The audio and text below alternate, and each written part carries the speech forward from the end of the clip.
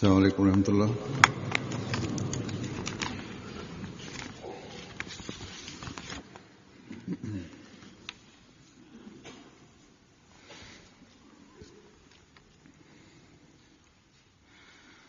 أشهد أن لا إله إلا الله وحده لا شريك له وأشهد أن محمدا عبده ورسوله أما بعد فأعوذ بالله من الشيطان الرجيم بسم الله الرحمن الرحيم الحمد لله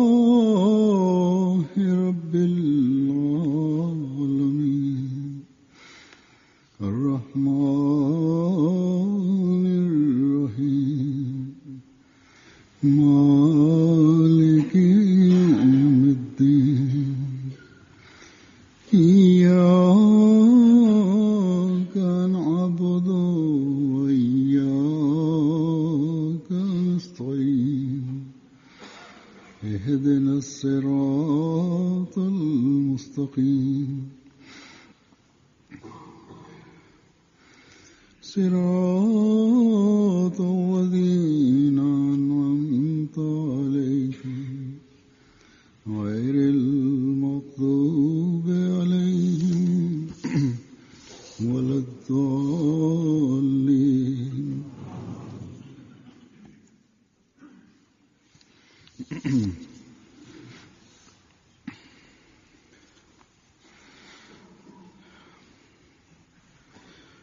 Në kaluar në lidhje me një hutbe të kalifit të dytë të Mesihut të premtuar selam, u kisha tërhequr vëmendjen anëtarëve të xhamatit ndaj reformimit në vepra. Po kështu kisha rrëfyer disa ngjarje nga modeli i përsosur dhe sjellja e shkëlqyer të dërguarit të Allahut sallallahu alaihi wasallam, si dhe të shërbëtorit të tij Mesih premtuar selam. Këto ngjarje hidhnin dritë qartësisht mbi aspektin e sinqeritetit në jetën e tyre. Unë gjithashtu rrëfeva disa ngjarje nga jeta e sahabëve të dërguarit të Allahut sallallahu alaihi wasallam, të cilët duke ndjekur gjurmat e tij lanë shembuj të shkëlqyer të sinqeritetit. Unë u përqendrova në aspektin e sinqeritetit vetëm si shembull. Ndryshe, përpjekja për të realizuar çdo vepër fisnike që na porosit Zoti dhe heqja dorë, madje shprehja e mospëlqimit ndaj çdo vepre që na ka ndaluar Zoti, është esenca dhe rënja e reformimit të thellë të vetes sonë.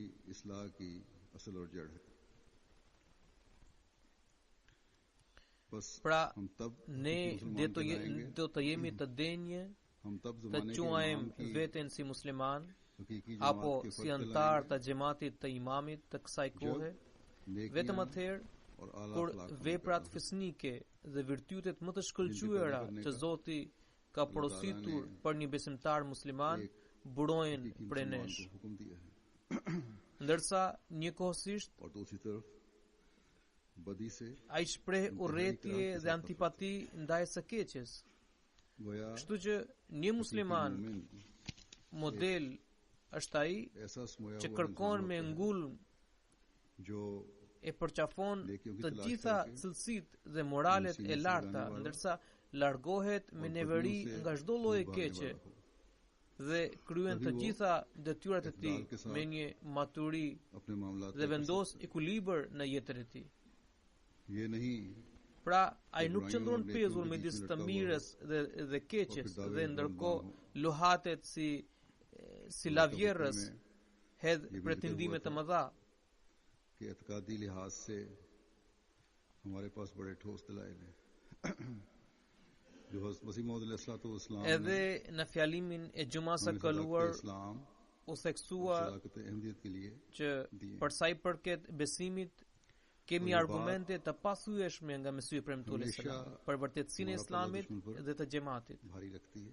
Dhe prandaj para kundërshtarëve tan डिटाई ne gjithmonë kemi peshë më të madhe, më të rëndë përballë की वजह से kundërshtarit ton. अगर कोई ना माने Është तो tjetër और gjë. बात है।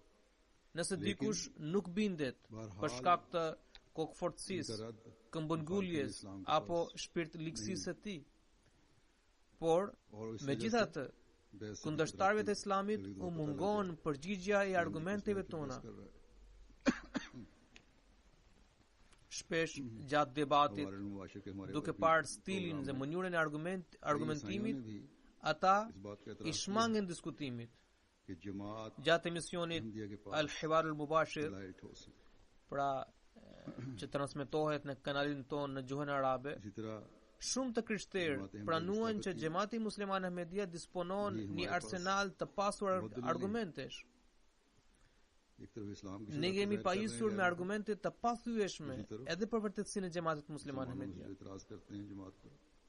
Nëse në një anë po tregojmë vërtetësinë e Islamit, në anën tjetër po hedhim poshtë kritika dhe akuzat që i drejtohen Xhamatit. तोड़ मरोड़ कर Në mos këmbëlgulshin kundërshtarët dhe mos citonin apo lexonin prozën e Mesihut të premtuar selam duke e gjymtyruar apo e shtrëmbruar rënd jashtë kontekstit, nuk do të kishin qare vetëse të bindeshin për vërtetësinë e Ahmediatit, por लेकिन इन उलमा के interesat personale e këtyre dietarëve i shtyn që të nxisin popull, वादा करते हैं që të nxisin popullin, popullin e thjesht kundër xhamatit me pirgje gënjeshtrash. Dhe kur nuk u mbetet asnjë argument, fillojnë të vjellin vrerë. इस्लाम के खिलाफ दरीदा दहनी करते रहे। बस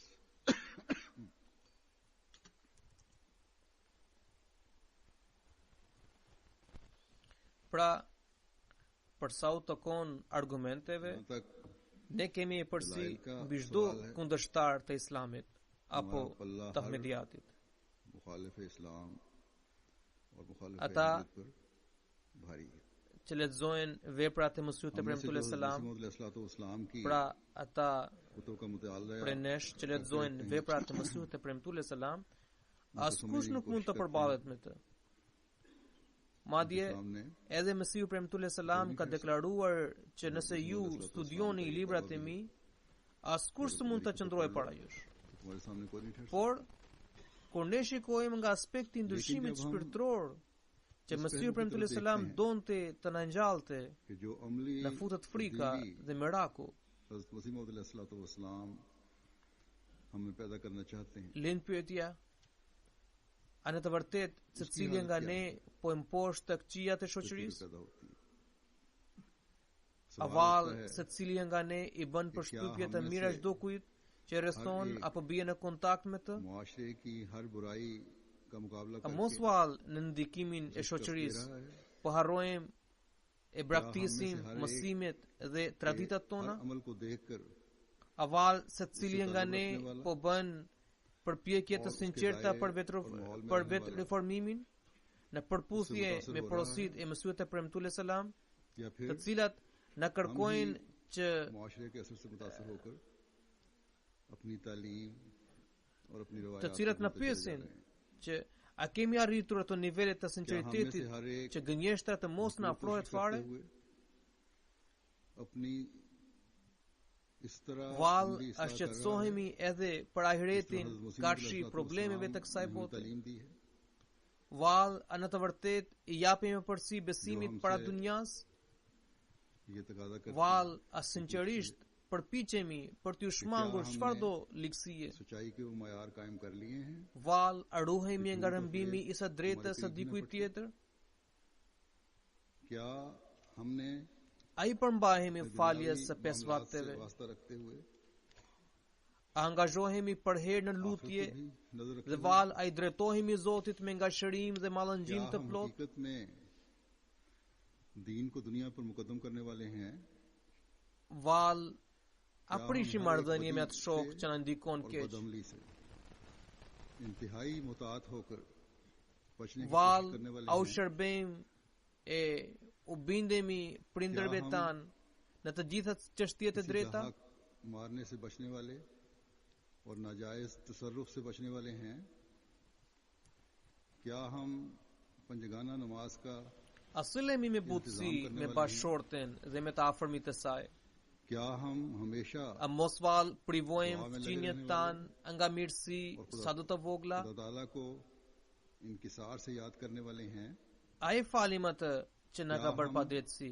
हर ऐसे बदरफीक और साथी को Vallë, a kemi shpirt të dëlirë dhe të pastër nga çdo lloj urrëtie dhe zilije për të tjerët? अपने माँ बाप की खिदमत और उनकी इज्जत करने वाले और Vallë, apo përmbushin çiftet bashkëshortore të drejtat e njëri tjetrit? अपनी बीवी और उसके रिश्तेदारों से a interesohemi për gjendjen tonë në lidhje me betimin e betit?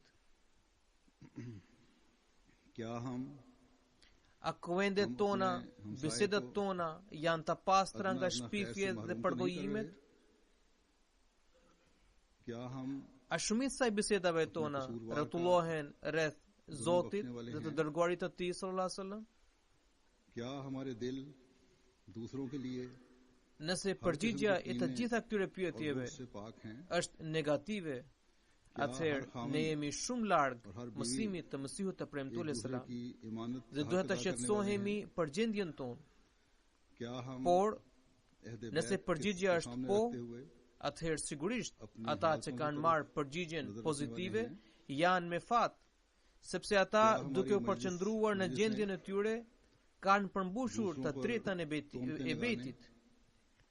Por në qoftë se analizojmë këtë situatë me lupën e sinqeritetit, ne gjejmë që shpeshherë duke ndikuar nga shoqëria, ne nuk kujdesemi për disa apo shumicën e këtyre çështjeve dhe dobësitë e shoqërisë vazhdimisht tentojnë të depërtojnë brenda nesh, ndërsa ne në shumicën e rasteve tregohemi të paaftë e padenjë. जिनको यहाँ में जवाब मिलता है कि हम अपनी अमली हालतों की तरफ तवज्जो देकर बैत का हक अदा करने वाले हैं. Nuk ka asnjë dyshim लेकिन अगर që 99.9% për nesh जवाब नजर आता है mëtojnë që janë të vendosur pa lëkundshëm në besimin e tyre. Dhe askush s'mund të lëviz ata. Por nuk duhet të harrojmë që kur dobësit në sjelljet tona kapen në dallgat e fuqishme të shoqërisë, atëherë edhe rënjet e besimit fillojnë të lëkunden, fillojnë të shkunden. Djalli dalë nga dalë hidhet në sulm, distancat nisin të shfaqen me xhamatin. Kur gjërat avancohen, ftohen marrëdhëniet edhe me kalifatin. Ne duhet të dimë që një dobësi moleps dobësin tjetër, dhe përfundimisht gjithçka merr fund. Ne jemi të vetëdijshëm që gjithë hjesia e xhamatit qëndron, pra zbukuria dhe bukuria e xhamatit qëndron në përfshirjen tonë në strukturën e xhamatit dhe në sistemin e kalifatit. Kjo është bindja jonë dhe këtu qëndron forca e veprimit tonë. Prandaj të gjithë kalifët u kanë tërhequr gjithmonë vëmendje antarëve të xhamatit ndaj dobësive të tyre. Para se të humbet ndonjë ahmedian aty ku të mos ketë asnjë rrugëthimi, le të ketë syt të ngulitur të dobësitë e tij, të pendohet sinqerisht dhe bëj përpjekje të sinqerta për t'i kapërcyer ato dhe të sjellë ndërmend vetëm mirësitë të Zotit ndaj tij. और यही हमारी एतकादी ताकत भी है और अमली ताकत भी है. Gjatë udhëtimit tim në lindjen e largët, u takova me disa intelektualë dhe dietarë të Indonezisë që nuk ishin ahmedian. Ky takim që u zhvillua gjatë një recepcioni në Singapur, këtë kam përmendur edhe më parë në lidhje me përshtypjet e këtij udhëtimi që shumica prej tyre u shprehen pra e këtyre dietarëve dhe intelektualëve u shprehen që dietarët e tyre duhet të dëgjojnë fjalën e kryetarit të xhamatit. Megjithatë, duke u përgjigjur pyetjes së tyre, unë u thash që sot xhamati musliman Ahmedia është i vetmi xhamat në rrezullin e tokës që nuk kufizohet në caqet kombëtare apo vendore, por njihet në mbar botën me një emër. Ai ka një njësi, një sistem, dhe të gjithë i nënshtrohen një imami. Në të janë bashkuar njerëzit nga të gjitha racat, fiset dhe kombet e botës. Kjo është një argument i madh i vërtetësisë së këtij xhamati dhe të themeluesit të tij, të cilin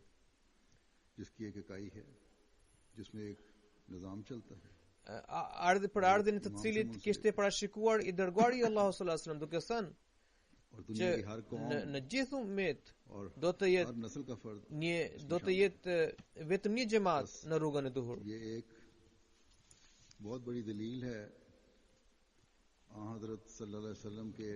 Njerëzit që udhhiqen nga mendjet e mençura, ndërgjegjja e pastër, madje edhe kundërshtarët heshtin para këtyre argumenteve.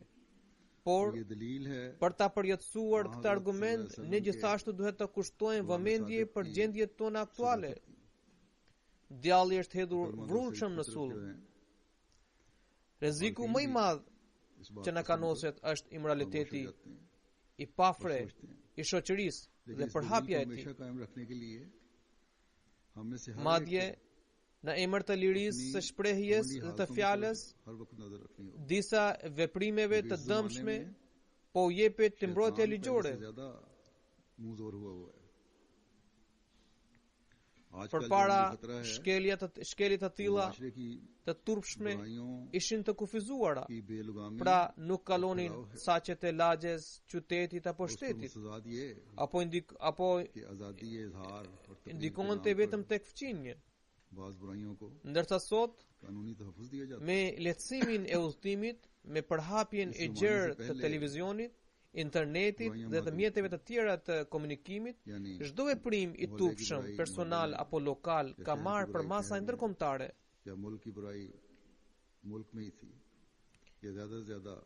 Me anë të internetit, immoraliteti dhe sjelljet e pandeshme po përhapen qindra mijëra kilometra larg origjinës së tyre. Vajzat e reja që joshen në këtë mënyrë jo vetëm që shthuren moralisht, por dalin edhe nga rruga e besimit. Sipas gazetave, ditëve të fundit, edhe në Pakistan, është zbuluar që vajzat e reja fillimisht joshin për martesa dhe që më pas kthehen në lavire ose merren në martesë përkohësisht dhe pastaj detyrohen të ushtrojnë kurvërinë. Janë disa grupe ndërkombëtare që kryen këto krime të turpshme. Pra, situata në të vërtetë është alarmante.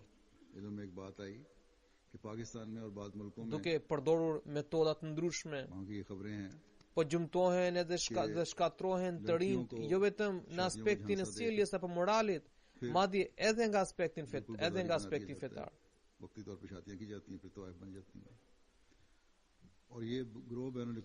I lutemi Zotit që të ruaj çdo musliman ahmedian nga këto ndyrësira dhe pislëqe.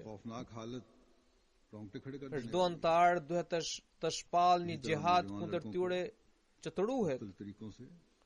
Nuk ndalohet shfutzimi i shpjekjeve të reja të teknologjisë.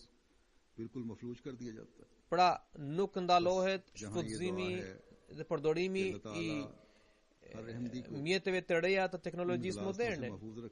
Por çdo musliman ahmedian duhet të mbajë parasysh që duke marrë dobi prej mjeteve të reja, ai duhet të bëhet mbështetës dhe përkrahas i Mesihut të premtuar alayhis salam në përhapjen e mesazhit të vërtetë dhe jo të dorëzohet para shturjes morale, degenerimit dhe mosbesimit.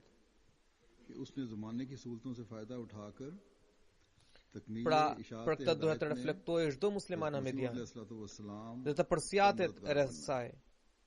Të rriturit tanë duhet të krijojnë modele që gjeneratat e ardhshme të zmbrapsin trazirat dhe sulmet e kësaj bote. Po kështu, edhe rinia duhet të bëjë përpjekje të sinqerta duke kërkuar ndihmë Zotit, që të fitojë imunitet ndaj sulmeve të kundërshtarit, të atij kundërshtari që ju godet në befasi dhe në mënyrë të pandjeshme. Është një armik i cili duke hyrë në shtëpinë tonë ndikon mbi rinin dhe pjesën e dobët të xhamatit tonë, po tenton të cënojë dhe dëmtojë ata. Sigurisht, çdo kalif në kohën e tij është përpjekur për të tërhequr vëmendje xhamatit ndaj këto dobësi që shfaqen në sjelljen dhe gjendjen e moralit të xhamatit. Edhe unë, në fjalimet e mia, orvatem të asgjësoj këtë mangësi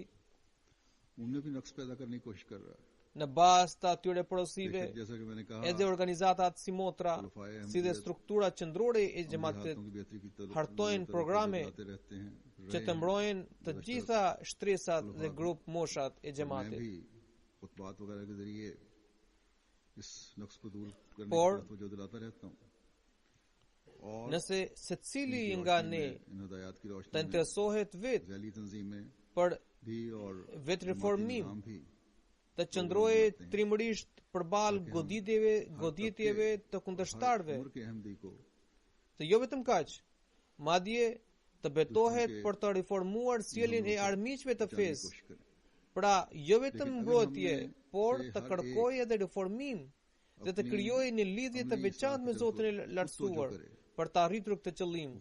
Atëherë, jo vetëm që do të mposhtim çdo sulm, por duke u angazhuar në reformimin e tyre, pra të kundërshtarëve tanë, do të mbarsojmë edhe jetën e kundërshtarëve. Kështu do të japim fund këtë fitne. Do të japim fund kësaj fitne dhe sprove.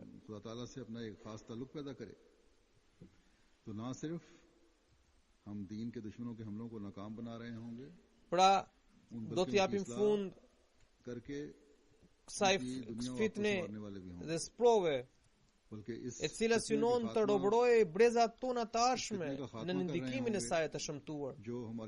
Kështu, ne do të arrijmë të mbrojmë jo vetëm gjeneratën e re, por do të ruajmë edhe pjesën tonë të dobët në besim. Kjo frymë reformim do të ngjallë ndjenjat e tilla edhe të tjerëve. Dhe kështu ky rrugtim do të vazhdojë deri në ditën e Kiametit. Përmes reformimit të sjelljes sonë do të çelen shtigje të reja të thirrjes dhe përhapjes, shpikje të reja në vend pra të përhapjes së besimit, shpikje të reja në vend që të shpërndajen imoralitet do të përcjellin fjalën e Zotit në çdo vend apo shtet të botës. Nuk duhet të harrojmë që ne kurse si mund të shmangemi realitetit. Popujt e suksesshëm që duan të reformojnë dhe të sjellin evolucionin në botë janë gjithmonë të vetëdijshëm për mangësitë e tyre. Nëse ne mbyllim syt nga realiteti dhe të themi se gjithçka shkon për mrekulli, atëherë kjo do të pengojë ecurin tonë. Ne në çdo kush duhet të jemi të vëmendshëm për realitetin. Ne nuk mund të kënaqemi nëse reformohet 50% e xhamatit. Përkundrazi, nëse ndrojmë, nëse ne përfiturojmë për të sjellë revolucion në botë, atëherë duhet të synojmë reformimin e 100% e 100% antarëve. Nëse ne arrijmë të reformojmë 100% antarë, atëherë konfliktet tona, mos marrëveshjet tona, çështjet gjyqësore, përpjekjet për të sjellë dëmin ekonomik tjetrit, lakmia për parat, ndjekja e programeve të pamoralshme në televizor apo në mitet të reja, mungesa e respektit, nënvlerësimi dhe përbuzja dhe të gjitha veset e tjera do të eliminohen. Duhet krijuar një mjedis ku gjendet fryma e dashurisë, altruizmit dhe vëllazërisë, dhe paraqet parajsën në tokë. तो खिदमत दीन के आला मकसद को हम फजल इलाही समझकर करने वाले हैं।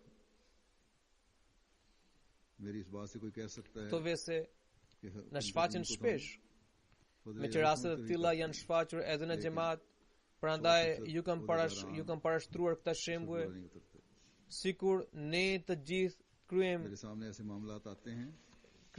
detyrat tona me përgjegjësi më të madhe dhe të konsiderojmë synimin e lartë të shërbimit ndaj fesë si një dhunti prej Zotit. Duke dëgjuar fjalën time, dikush mund të shprehet që shërbim ndaj besimit ne gjithmonë kemi konsideruar si një dhunti prej Zotit, por jo të gjithë i përgjigjen këtij standardi. Unë njihem me disa raste kur zyrtarët e xhamatit tregojnë mungesën e vetë përmbajtjes dhe durimit. Në qoftë se dikush i drejtohet me një ton të lartë, atëherë ta rëmbehen nga egoizmi dhe sedra e tyre. Nga njëherë fshihen pas petku të sedrës së rreme. Nëse në të vërtetë dikush kryen ndonjë punë duke konsideruar dhunti prej Zotit, atëherë ai duron çdo fjalë dhe çdo sjellje për hir të Zotit. Në vend të nderit apo sedrës personale, fjalët al-izzatu lillahi, domethënë të gjitha nderimet dhe çdo lloj respekti i takon Zotit. Këto fjalë e detyrojnë njeriu që të sillet gjithmonë me përullësi dhe modesti. Pra, nëse ne e analizojmë imtësisht gjendjen tonë, ne arrim në konkluzion që nuk po zbatohet porosia e Mesihut te premtuar selam, që sipas së cilës ai thot veten e konsideroni më të ulët se të tjerët. Sigurisht diku shfaqet egoizmi dhe herë një farë krenarie na del përpara. Sigurisht kënaqemi kur dëgjojmë fjalët që Zotit i pëlqyen përullësia dhe modestia jote. I japim si shembull se kemi pranuar atë Mesih, pra atë imam i cili mori këtë shpallje prej Zotit, që ati ju pëlqyen sjelljet e tua modeste, por nuk arrim të shohim që ky Mesih na ka porositur gjithashtu që nëse jeni lidhur me mua, atëherë ndiqni edhe rrugën time. Mesiu premtuar selam na ka thënë që ai ka ardhur për ngjalljen dhe për rritjen e mësimeve të dërguarit të Allahut sallallahu alaihi wasallam. Ndërsa modeli i shkëlqyer i këtij profeti madhor është i tillë që vetë shërbëtori i tij dëshmon se nuk dëgjoi asnjëherë ndonjë fjalë të rëndë prej tij. Madje një herë kur një njeri filloi të ngjese, pra të dridhe nga frika e profetit sallallahu alaihi wasallam, ai u drejtua duke thënë: "Mos ke frikë, nuk jam ndonjë mbret mizor, unë jam biri e saj gruaje që hante mish të thatë." Prandaj kjo është ajo sjellje që duhet shfaqur në jetën e secilit prej nesh. Çdo musliman ahmedian, dhe sidomos ai që ka dhe një përgjegjësi në xhamat, duhet të zbatojë këto këshilla në jetën e tij.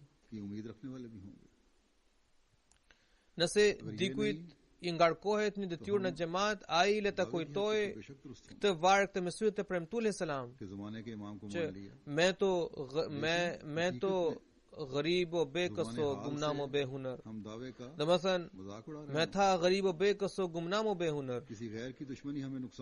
चेश I varfër, I dobët, I panjohur dhe I paaft. Pra nëse do të shfaqim në sjelljen tonë thjeshtësinë, dobësinë dhe paaftësinë tonë, atëherë do të jemi të denjë ta përmbushim edhe detyrën tonë. Vetëm kështu mund ta shpresojmë për shpërblimin nga Zoti, për shpërblimin nga Zoti, siç thot në pjesën tjetër të këtij vargu. Ai thot, "Shahid isi se dakhil ho darul wisal me." Ndoshta në këtë mënyrë mund të hyjmë në vendin e takimit. Nëse nuk po zbatojmë këtë porosi në jetën tonë, atëherë edhe pse mund të jemi shumë të drejtë për sa I përket deklaratës që kemi pranuar imamin e kohës, por realisht gjendja jonë përbuz deklaratën tonë, përgënjeshtron deklaratën tonë. Kështu që armiqësia apo kundërshtimi I jashtëm nuk na sjell dëm, por dyfiturësia e nefsit tonë, e qenjes sonë na mban peng, duke ndjell edhe zemrimin e Zotit. Do të analizojmë veten çdo musliman, çdo ahmedian I thjesht, dhe sidomos ai që mban një përgjegjësi në xhamat. Nuk mund të përmbushet premtimi I betit vetëm me fjalë bosh, derisa nuk ngjallet forca e veprimit. Pra, nëse deklarojmë se Isa alayhis salam ka ndruar jetë dhe askush nuk mbetet jashtë kufirit të vdekjes, nëse pohojmë që Zoti I lartësuar mund të dërgojë ndonjë profet edhe pas të dërguarit të Allahut sallallahu alaihi wasallam, por si shërbëtor besnik ndaj këtij profeti madhor, nëse besojmë që Zoti komunikon edhe sot dhe u zbret shpallje robërve të Tij të zgjedhur, sepse asnjë atribut I Tij nuk është I përkohshëm, nëse shpallim që Zoti ka dërguar Mirza Ghulam Ahmedin si një profet të nënshtruar besnikrisht ndaj ligjit dhe mesazhit të profetit Muhammed sallallahu alaihi wasallam, dhe kemi pranuar atë, nëse jemi bindur që Kurani famlar është po ai ligj I fundit hyjnor që është I ruajtur tërësisht në gjendjen e tij origjinale gjatë këtyre 14 shekujve, sepse Allah lartësuar vetë ka marrë përsi për mbrojtjen e tij, ndërsa asnjë libër tjetër hyjnor nuk është në gjendjen e tij aktuale. Kur ne argumentojmë këtë fakt dhe mëtojmë që pavarësisht zhurmës që krijohet, që ngrihet kundër Kuranit, ai mbetet I njëjtë dhe origjinal. Dhe të gjitha pretendimet tuaja për tezën e shtuar, gjoja Kurani është përpilluar vetëm para disa shekujve, do të dështojnë duke u nxjerrë në gabim të hapët. Kohat e fundit, kanalet televizive që njihen për qëndrimet e tyre anti-islame, përmes emisioneve dhe shkrimeve dhe blogjeve, po tentojnë të hedhin këtë hipotezë që Kurani nuk zbriti mbi profetin Muhammed sallallahu alaihi wasallam, por ishte përpilluar 6 apo 7 shekuj para tij. Sot xhamati musliman Ahmedia po pushon zhurmën e tyre me anë të argumenteve të fuqishme. Madje kur studiuesi I cili kishte pretenduar që Kurani nuk është fjala e Zotit, kur u ftua publikisht për debat televiziv, ai refuzoi të pranonte këtë sfidë. Megjithatë, desha të them që ne besojmë që Isa alayhis salam ka ndruar jetë. Ne besojmë që Zoti ka dërguar Mesihun e premtuar alayhis salam si riardhje të Isait alayhis salam. Ne besojmë që libri që zbriti mbi Muhammedin sallallahu alaihi wasallam është I ruajtur tërësisht në gjendjen e tij origjinale. Atëherë vallë, a do të na mjaftojnë këto besime për të arritur misionin tonë? Përgjigjja është jo, sepse pasi që kemi vërtetuar vdekjen e Isait alayhis salam, dhe themi që lajmi I ardhjes së tij, lajmi I ri ardhjes së tij është përmbushur me ardhjen e Mesihut të premtuar alayhis salam në umetin e profetit Muhammed sallallahu alaihi wasallam, por ne në të njëjtën kohë nuk ndërmarrim ato ndryshime rrënjësore të qilltra dhe të dëlira që sollën sahabët e profetit sallallahu alaihi wasallam në brendësinë e tyre, atëherë vetëm parimet, besimet apo bindjet nuk na sillen asnjë dobi. Kur ne deklarojmë që Mirza Ghulam Ahmedi alayhis salam është po ai Mesihi i premtuar, të cilin e kishte paralajmëruar i dërguari Allahu sallallahu alaihi wasallam, Zoti vet i drejtohej atij, atëherë detyrohemi të shfaqim edhe ndikimin e mësimeve të tij mbi veten tonë. Ndryshe vetëm besimi është i pakuptim.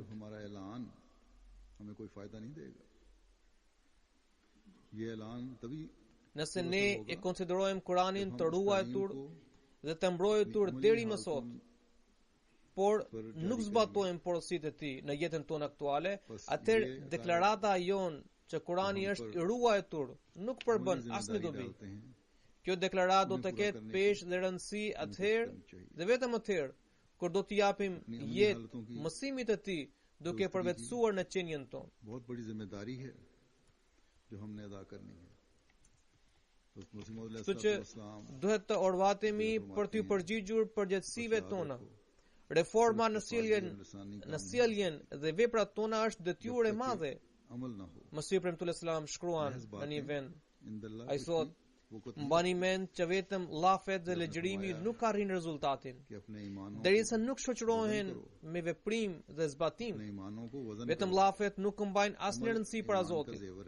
Peshoni dhe matni besimin tuaj. Veprimi është bukuria e besimit. Nëse gjendja morale e njeriu është e dobët, atëherë nuk ekziston besimi. Besimtari është një njeri i hishëm. Ashtu, sikurse pak stoli e thjesht hieshon dhe i shton bukurinë personit, po kështu vepra e besimtarit e bën më tërheqës.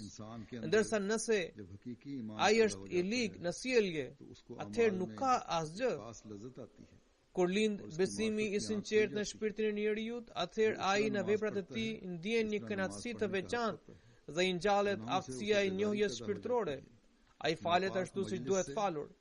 I shuhet plotësisht dëshira për shkeljet dhe mëkatet. E neverit kuvendet të pahishme. E neverisin kuvendet të pahishme, ndërsa ndjen një mallëngjim dhe pasion të fuqishëm për madhështinë e Allahut dhe të dërguarit të tij sallallahu alaihi wasallam. Pastaj e shkruan, një herë dërguari i Allahut sallallahu alaihi wasallam ju përgjigj pyetjes së njerëzve duke thënë: Surja Hud më thinji dhe vjetroi, sepse u ngarkova me një përgjegjësi shumë të rëndë. Ndoshta vetë reformimi dhe përmbushja e porosive të Allahut mund të arrihen sepse këto i përkasin vetë individit, por nuk është as pak e lehtë që të reformosh të tjerët. Kjo e nxjerr në pa madhështinë dhe forcën e ndikimit shpirtëror të profetit sallallahu alajhi wasallam. Shikoni se si i nënshtrua profeti sallallahu alajhi wasallam kësaj porosie. Ai përgatiti një xhamat të tillë sahabash, të cilët u quajtën kuntum khairu ummatin ukhrijat linnas. Domethënë ju jeni populli më i mirë që ka dalë për hir të njerëzimit. Dhe morën se hariqin radhiyallahu anhu wa raduan. Domethënë Zoti ju kënaq për tyre, ndërsa ata u kënaqën për ti. Gjatë jetës së tij nuk mbeti asnjë hipokrit në Medinë. Pra i dërguari Allahu sallallahu alaihi wasallam atë fitore shembuli profeti pra i dërguari Allahu sallallahu alaihi wasallam arriti atë fitore shembuli i së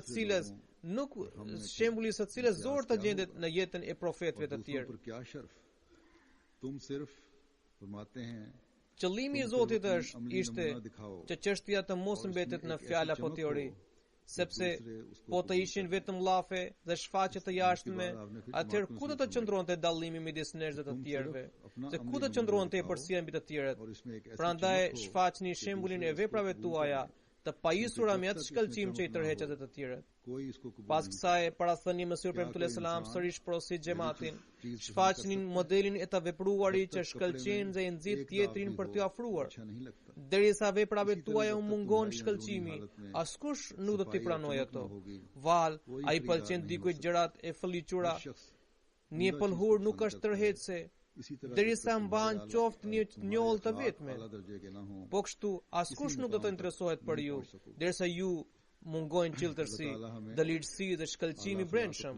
Çdo njeri shkon pas gjërave të bukura, andaj as ju s'mund të arrini asnjë shkallë derisa nuk gëzoni moralet të larta. Zoti na mundsoft të përvetësojmë veti të larta, të ndërmarrim atë ndryshim të qiltër në qenjen tonë, bukuria të cilit e tërheq botën drejt nesh. Zoti hap rrugat e reja të përhapjes së Islamit dhe na mundsoft të përmbushim misionin e Mesihut të premtuar alayhis salam.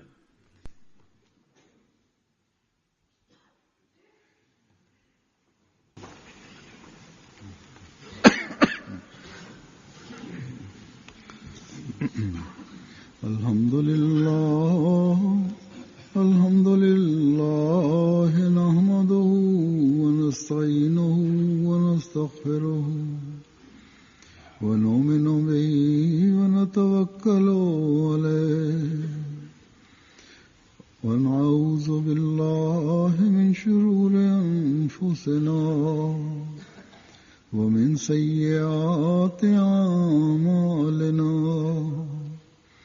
من يهده الله فلا مضل له ومن يضلله فلا هادي له ونشهد أن لا إله إلا الله ونشهد أن محمدا عبده ورسوله.